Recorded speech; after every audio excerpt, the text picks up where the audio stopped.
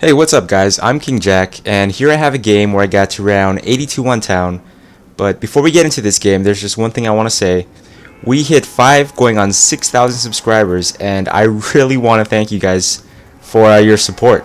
And I really got to thank Yodi Slayer, a great guy, really funny guy who was kind enough to do a dual comm for Machinima with me. You know, playing this game is something that I love, and the fact that I get to share it with you guys, it's just icing on the cake. And I want to thank every single one of you for joining me on this journey. But I'm not going to get sappy on you guys, so let's get to the game. Okay, let's first talk about my strategy that I use from the early to mid rounds.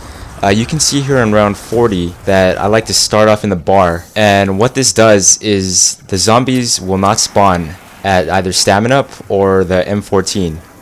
And this is great because that's exactly where you want to hoard up the zombies. And once I do hoard up the zombies at stamina up, I walk them back and I try to get in the bar and kill the zombies with Mustangs right outside. I really like this strategy, and I would recommend using it anywhere from around 20 to upwards around 40. At round 40 I noticed that the zombies' health was at the point that it became pretty hard to kill them all at once. Okay, I've had a handful of really long zombie games in the past, but this game in particular really pushed me to my limits. The several last couple of rounds in this game, from about I'm guessing 79 all the way to the end, they were taking 5 hours to complete just one round. Just one round. That's just absurd. That's unheard of when it comes to the amount of time taking for one round. I think it's definitely due to a lot of factors in this game. At round 82, it honestly felt like one zombie had the health of George Romero in Call of the Dead. So it would take about 2 full ray guns just to kill one horde. On top of that, I'd have to recycle the ray gun every single time. So I went back and looked at the amount of hours that I put into this game, and what I found really surprised me. The amount of time that it took to get from round 1 to the end of 74 is the same amount of time that it took me to get from round 75 all the way to when I died at 82, which meant 75 was the halfway point, and that's just mind-boggling. One thing that did come in a lot of handy, and perhaps the biggest secret to a lot of you out there right now, is using EMPs to stun the zombies, allowing you to hit the box at your own leisure.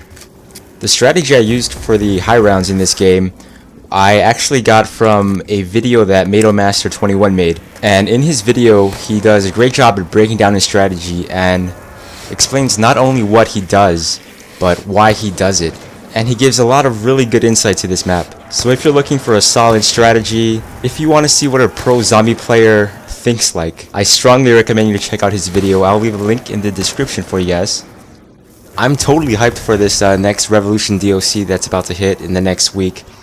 But I feel like a lot of you feel that Black Ops 2 Zombies so far has been kind of a letdown in terms of where Black Ops 1 left off. So I put some thought in, like, what could Treyarch do to possibly make our zombie killing experience better? I like what they did with the survival so far, but I think they could have done a lot better.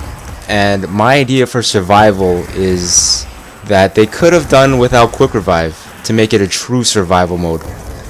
And what I like to see, what I hope for in the future anyway, is kind of like a small map, maybe like a Kino der Toten First Room or even a No Man's Land that has 6 perks. Let's say Jug, Speed, Double Tap, Stamina Up, Dead Shot, and maybe Mule Kick, along with the Mystery Box and Pack-a-Punch.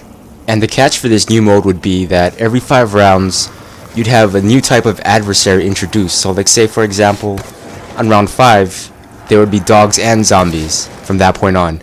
And then on round 10, you'd have dogs, zombies, and electric zombie from Transit. And 15, another one, 20, and so on. So by the time you hit round 30, you'd have about 6 different types of non-zombie elements trying to kill you as well. Let's just list them off. Dogs, electric zombies, the wind zombies from Shangri-La, George Romero, hell, the astronaut.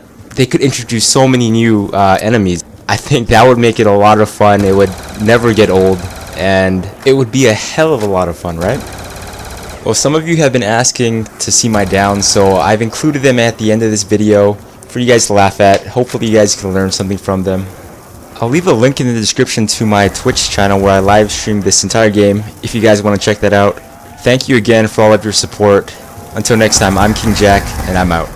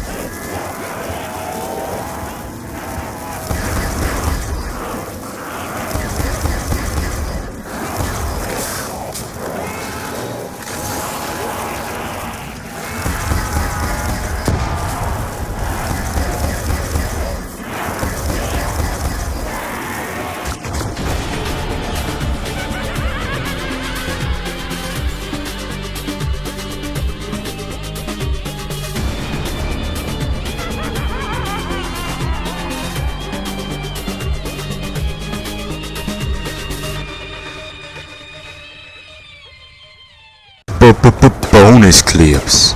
The downs.